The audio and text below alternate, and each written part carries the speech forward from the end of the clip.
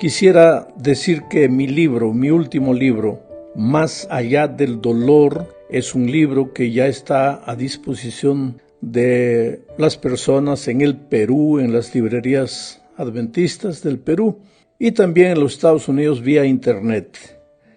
Este libro habla de que más allá del panorama sombrío que vemos, de las dificultades financieras, de los problemas de falta de empleo, de este coronavirus, del temor, de la zozobra que se apodera del ser humano, más allá de todo eso hay esperanza. La mano poderosa de Dios siempre está guiando la vida de sus hijos. Es un libro lleno de historias de gente que pasó por el Valle del Dolor y salió finalmente victoriosa. Bueno, vamos esta semana a hablar del poder de la oración en la conquista de almas para Cristo. Antes de pensar en buscar traer personas para Cristo, creo que tenemos que pensar en nosotros mismos, en nuestro crecimiento espiritual. El asunto es que no hay crecimiento espiritual si no aprendes a pasar tiempo a solas con Dios, conversando con Él, hablando con Él, caminando en la calle con Él, en tu corazón, conversando mientras manejas tu carro, mientras realizas otro tipo de actividades. Todo lo que haces en la vida, tú puedes dirigirlo hacia Dios y estás conversando con Él. Al fin de cuentas, queridos, nosotros podemos acercarnos de las personas con amor, conquistar la amistad de ellas, lo que quieras, darle nuestro testimonio personal, enseñarles la palabra de Dios, en fin. Pero hay algo que no podemos hacer y es transformar el corazón de las personas. La conversión es un trabajo eminentemente divino y a nosotros como seres humanos solo nos resta orar y clamar a Dios para que el Espíritu de Dios transforme la vida de esas personas. Asimismo, aunque el Espíritu trabaje, si las personas no abren el corazón, pues Jesús dice, yo estoy a la puerta de tu corazón y llamo. Si me abres, entro, pero si no me abres, ¿qué voy a hacer? Entonces, nosotros como seres humanos debemos colocarnos en las manos de Dios. Y aquí entra el papel, el trabajo maravilloso de la oración.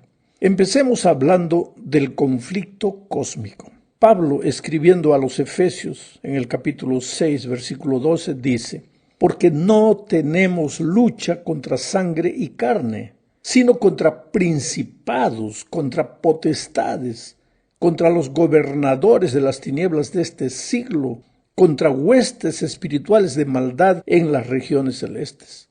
Sabes que hay mucha gente que no se da cuenta de que por tras de todo lo que vemos está la mano del diablo tratando de quitarle a Dios la adoración, la soberanía, la autoridad. Este problema del coronavirus, los problemas de las guerras, de los terremotos, no son provocados por Dios. El diablo trae el dolor al mundo, pero quiere hacerle creer a los seres humanos que Dios los está castigando, que Dios está mandando todas estas cosas horribles. ¿Y para qué? Para hacer que el hombre se rebele más contra Dios, para hacer que el hombre piense, ¿dónde está Dios? ¿Por qué me abandonó? ¿Por qué se fue de mi vida? ¿Por qué escucha la oración de los otros, pero no escucha mi oración? En fin, ahí cuando una persona reacciona de esa manera delante del dolor, delante de la tribulación, pues el diablo da la carcajada, porque dice, finalmente yo gané, yo vencí, porque yo provoqué todo esto y ahora el ser humano le está echando la culpa a Dios. Entonces, nuestra guerra no es contra sangre, no es contra carne, es contra fuerzas invisibles de las cuales a veces ni tenemos conciencia. Y en esta lucha espiritual, pues solo una fuerza espiritual, solo que esa fuerza espiritual no está en nosotros. Esa fuerza viene de Dios y es por eso justamente, porque nuestra guerra no es contra sangre ni carne, que necesitamos ir a Jesús. Yo encuentro muchas veces personas que luchan, aplican su dominio propio, su fuerza de voluntad. Muchas personas que cambian completamente el régimen alimenticio para tratar de ganar fuerzas para vencer el mal. No, querido. Yo no digo que el cristiano no tenga que tener un régimen alimenticio correcto, pero si tú piensas que por eso vas a tener fuerzas para derrotar al mal, estás completamente equivocado. Porque nuestra lucha no es contra sangre y carne, nuestra lucha es contra una fuerza espiritual. Claro que tienes que vivir de manera saludable, pero más tienes que doblar tus rodillas y aprender a vivir las 24 horas en espíritu de oración, además de la oración arrodillado, una oración establecida, aprender a vivir constantemente dependiendo de Dios. En la segunda parte hablaremos de Jesús como nuestro gran intercesor. Jesús, a lo largo de su ministerio, fue un hombre de oración. Oró en la hora de su bautismo. Oró antes de iniciar su ministerio. Pasó 40 días orando y ayunando. Antes de escoger a sus discípulos, pasó una noche entera orando.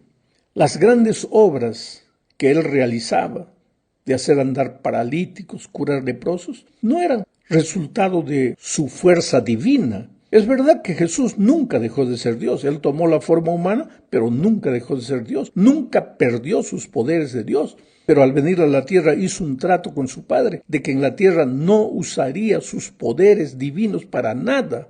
Por eso, en el desierto de la tentación, el diablo quiso hacerlo usar sus poderes divinos. Y si lograba eso, hacía pecar a Jesús.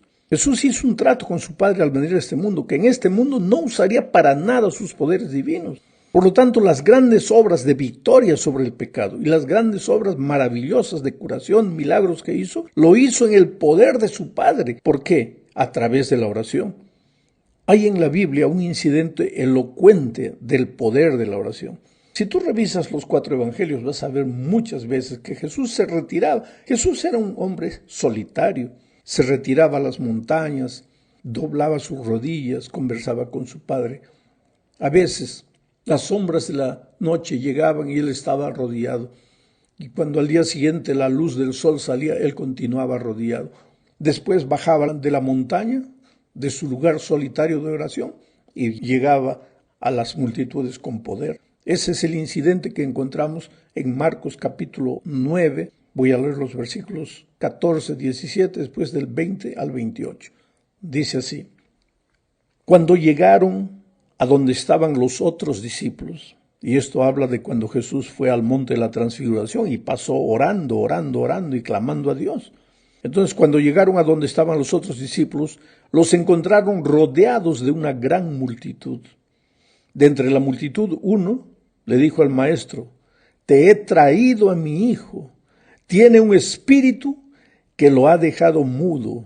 Cada vez que se posesiona de él, lo sacude. Entonces mi hijo echa espuma por la boca, rechina los dientes y se queda rígido.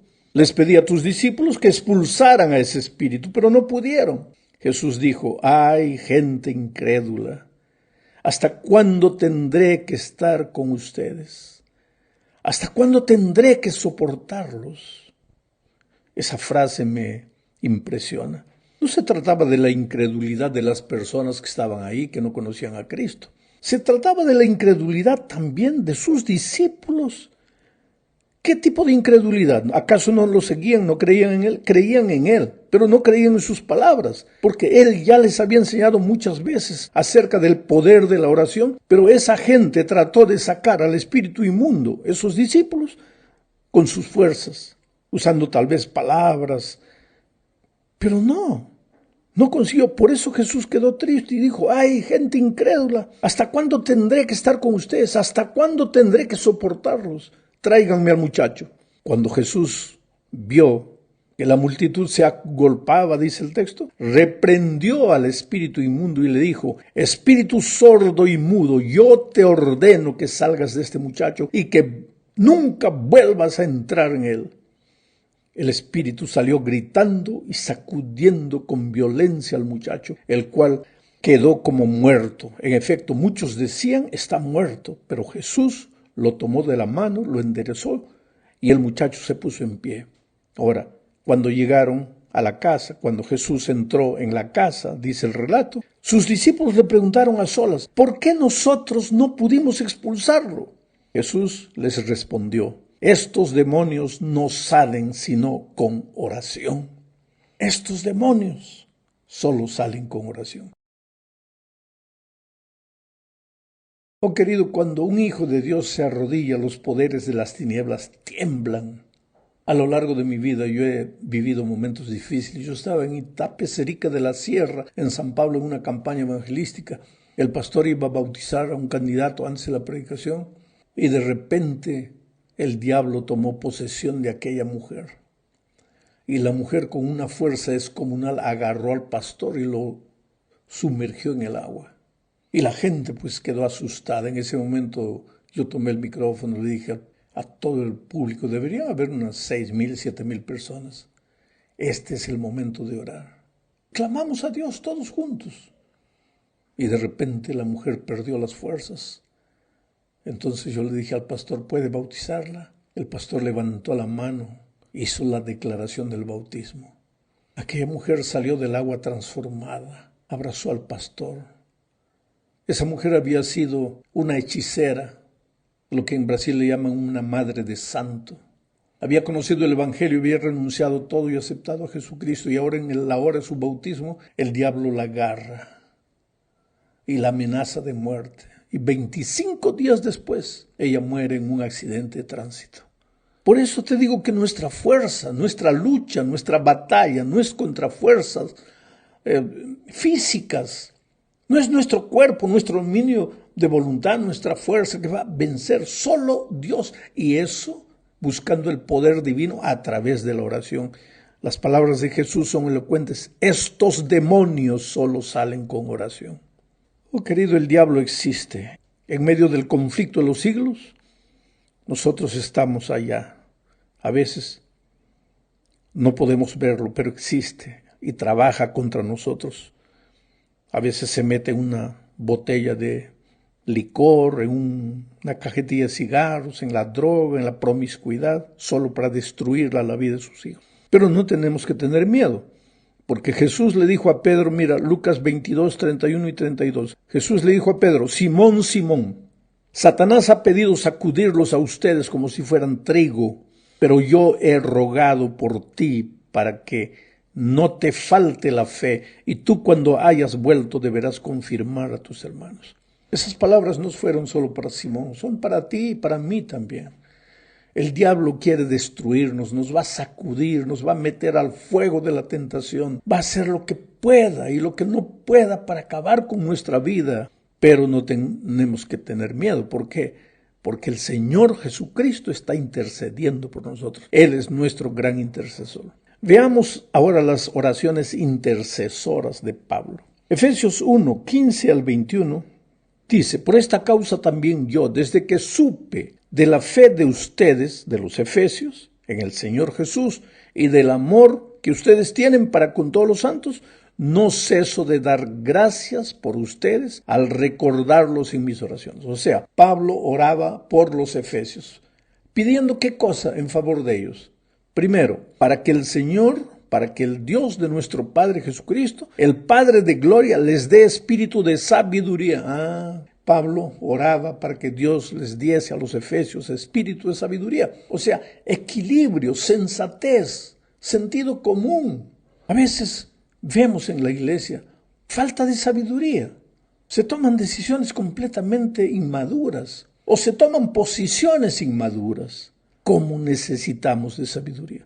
¿Y qué más pide Pablo en su oración intercesora en favor de los efesios? Dice, pido también que Dios les dé la luz necesaria para que sepan cuál es la esperanza a la cual los han llamado. Quiere decir, que Dios ilumine su entendimiento para que no se dejen engañar, para que sepan cuál es la esperanza a la cual los ha llamado. Hoy día hay muchas corrientes engañadoras y los engañadores no vienen con cara de diablo, porque si no, todo el mundo escaparía, todo el mundo correría. Los engañadores vienen con cara de ángel para engañar, para hacerte asustar, para hacerte creer. No, que los líderes están equivocados. No, que la iglesia tiene que cambiar, que la estructura tiene que cambiar. No, que esto, no, que aquello. El Espíritu de Dios es manso. Cuando alguien viene a ti tratando de engañarte y cuando al hablar o criticar a la iglesia, a sus líderes, los ojos de esa gente parece que van a salir de las cuencas de los ojos, no creas en esas palabras. Pablo oraba intercediendo por el pueblo de Efeso y pidiendo sabiduría y para que no se deje engañar. Y continúa diciendo, ¿y cuál la supereminente grandeza de su poder para con nosotros? Pablo también quiere que los efesios reciban el poder, la grandeza del poder de Dios. No solo la teoría, sino el poder de Dios. Ese es el texto de Pablo, interesante. Voy a seguir leyendo. La cual operó en Cristo y lo resucitó de entre los muertos, el poder de Dios, y lo sentó a su derecha en los lugares celestiales, muy por encima de todo principado, autoridad, poder y señorío, y por encima de todo nombre que se nombra, no solo en este tiempo, sino también en el venidero. Ahí está, ese es tu Dios poderoso. Entonces, cuando el diablo viene, ¿por qué tienes que tener miedo? ¿Por qué tienes que temblar? ¿Por qué tienes que vivir sujetado a las riendas del enemigo, esclavo del enemigo, esclavo de tus pasiones, si tu Dios es todopoderoso y grande? Pablo también intercede por los filipenses de una manera extraordinaria, clamando a Dios para que la gracia de Dios acompañe a los filipenses, para que el espíritu misionero no los abandone, para que el poder de Dios caiga sobre ellos. Bueno, en la cuarta parte hablaremos ahora de los poderes invisibles de la oración. El conflicto de los siglos a veces, querido, es invisible a nuestros ojos. Hay muchas cosas que nosotros vemos y percibimos, pero hay otras que escapan a nuestro entendimiento. Por ejemplo, Daniel estaba preocupado con el cumplimiento de la profecía que había recibido. Él mismo no lo entendía y clamó por la ayuda divina y oró, pero la respuesta no llegaba hasta que finalmente el ángel del Señor apareció. Y mira lo que le dijo en Daniel 10, 12 al 14. Entonces aquel hombre, el ángel, me dijo, no tengas miedo, Daniel, porque tus palabras fueron oídas desde el primer día en que dispusiste tu corazón a entender y a humillarte en la presencia de tu Dios. Ahora, yo pregunto, paro de leer el texto aquí. Si Dios oyó su palabra desde el primer día que él clamó, ¿por qué demoró en llegar el ángel? Aquí viene la respuesta. Seguimos leyendo el texto. Precisamente por causa de tus palabras he venido.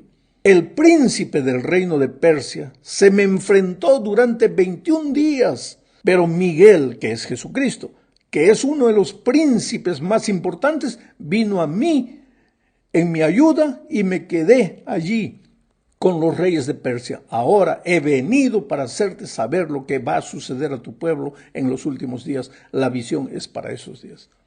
¿Qué está queriendo decir aquí? El ángel fue enviado por Dios para ayudar a Daniel, pero en el camino el diablo, el príncipe de Persia, es el diablo, lo agarró. Lo impidió de llegar a nosotros. 21 días de lucha hasta que Miguel, el propio Señor Jesucristo, vino, ayudó al ángel a destruir las fuerzas del mal y el ángel pudo llegar a Daniel. Ahora, tú no ves eso con tus ojos, la lucha terrible que hay entre los bastidores. Los ángeles del demonio con los ángeles de Cristo, luchando constantemente. Cuando el diablo viene con sus ángeles a destruirte, ¿tú crees que Jesús se queda en manos cruzadas? No, envía sus ejércitos para ayudarte. Hay una lucha terrible entre ellos, solo que nuestros ojos no perciben nada de eso. Bueno, llegamos al fin de este estudio hablando del foco de la oración. Además de orar por nosotros, querido, debemos aprender a orar por las otras personas, especialmente por los amigos y familiares que deseamos llevar a Jesús. Job 42, versículo 10, dice lo siguiente. Y quitó Jehová la aflicción de Job cuando él hubo orado por sus amigos, y aumentó al doble todas las cosas que le habían sido quitadas. ¿Qué pasa? Job perdió todo, el diablo le quitó todo, le quitó hasta la salud, estaba todo sarnoso. ¿Tú crees que Job oraba? Claro que oraba. ¿Y en qué consistía su oración? Oh Señor, bendice, me ayuda, me sana, me cura, me devuélveme lo que el diablo le quitó. Job era un ser humano, como cualquier ser humano. Muchas veces hasta vaciló, no negó, no perdió la fe, pero vaciló. Suplicó a Dios y nada, no respondía. Parece que Dios no respondía. Pero entonces Job dejó de orar por él y empezó a orar por sus amigos. Y ahora viene el texto y dice, y quitó Jehová la aflicción de Job cuando él hubo orado por sus amigos. O sea, la oración intercesora tiene un poder tremendo. Mientras Job estaba pidiendo solo por él, nada sucedía. Cuando empezó a orar por los otros, sucedieron las cosas maravillosas. Oh querido, no te canses de orar, sigue orando. No ores solo por ti, ora especialmente por tantas personas que necesitan de Jesús. Yo conozco historias interesantísimas. Había una pareja que tenía un hijo. El hijo nació en la iglesia, creció, se fue, no quería saber nada de Dios, nada de la iglesia, inclusive porque los padres hablaban tanto con él acerca de la iglesia, de Jesús. Él se fue a una ciudad distante, 1000 kilómetros de los papás, para que no lo molestasen. Ahí se entregó a la borrachera, a la promiscuidad, en fin, tenía dinero, malgastaba la vida. Un sábado a las 11 de la mañana, él estaba en la playa, ahí borracho, medio ebrio, cuando sintió que se moría. Cayó fulminado. Lo llevaron al hospital, en fin, se le había bajado la presión. Esa noche, él llamó a los papás y les dijo todo lo que había sucedido con él. Y ellos preguntaron a qué hora fue.